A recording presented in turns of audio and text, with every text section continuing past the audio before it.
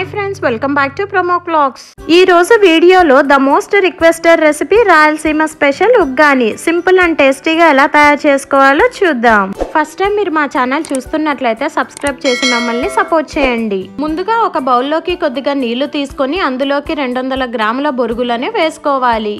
బొరుగులని 2-3 నిమిషాలు ఇక్కడ చూపిస్తున్న విధముగా నానబెట్టుకోవాలి. ఆ తర్వాత కొద్దిగా బొరుగులను తీసుకొని నీటిని పిండేసి పక్కన బౌల్లోకి వేసుకోవాలి. ఇలా మిగతావన్నీ నీళ్ళని పిండేసి పక్కకి పెట్టుకోవాలి.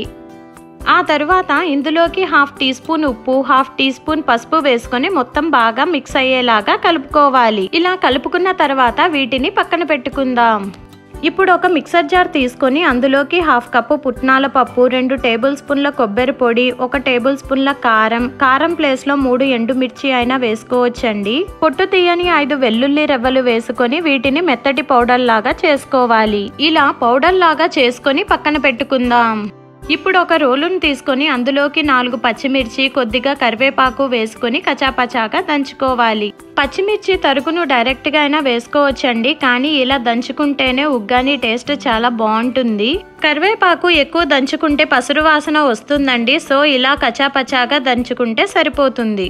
స్టవ్ మీద ఒక కడాయి పెట్టుకొని అందులోకి 2 టేబుల్ స్పూన్ల నూనె వేసుకోవాలి. నూనె వేడయ్యాక 2 టేబుల్ స్పూన్ల పోపు దినుసులు, అలాగే 2 ఎండుమిర్చి వేసుకొని వేయించుకోవాలి.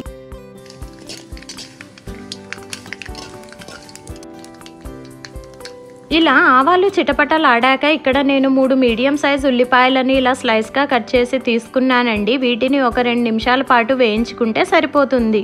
ఉల్లిపాయలు ఎక్కువ వేసుకుంటే ఎవ్రీ బైట్ లో ఉల్లిపాయ తగులుతూ టేస్ట్ బాగుంటుందండి. ఎక్కువ వద్దనుకుంటే 2 వేసుకుంటే సరిపోతుంది. ఇప్పుడు ఇందులోకి చాప్ చేసి పెట్టుకున్న 1/2 ఇంచు అల్లం, అలాగే దంచి పెట్టుకున్న పచ్చిమిర్చి పేస్ట్ వేసుకొని 3 నిమిషాల పాటు వేయించుకోవాలి. ఇప్పుడు ఇందులోకి చిన్న సైజు 2 టమోటా ముక్కలు కూడా వేసుకొని టమోటాలు మెత్తపడేంత వరకు వేయించుకోవాలి. మరీ మెత్తగా వేయించుకోకండి. ఇలా టమోటాలు మగ్గాక ముందుగా బొరుగుల్లోకి పసుపు, ఉప్పు వేసుకున్నాం కాబట్టి ఇక్కడ చిటికెడు పసుపు, ఉప్పు వేసుకోవాలి. అలాగే 1/2 టీ స్పూన్ కారం వేసుకొని 30 సెకండ్ల పాటు వేయించుకోవాలి. 30 సెకండ్ల తర్వాత పక్కన పెట్టుకున్న బొరుగులని వేసుకోవాలి.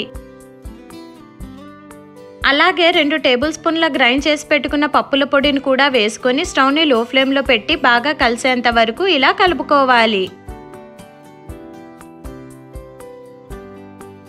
ఇలా కలుపుకున్న తర్వాత స్టవ్ ఆఫ్ చేసుకుని ప్లేట్లోకి ట్రాన్స్ఫర్ చేసుకుందాం.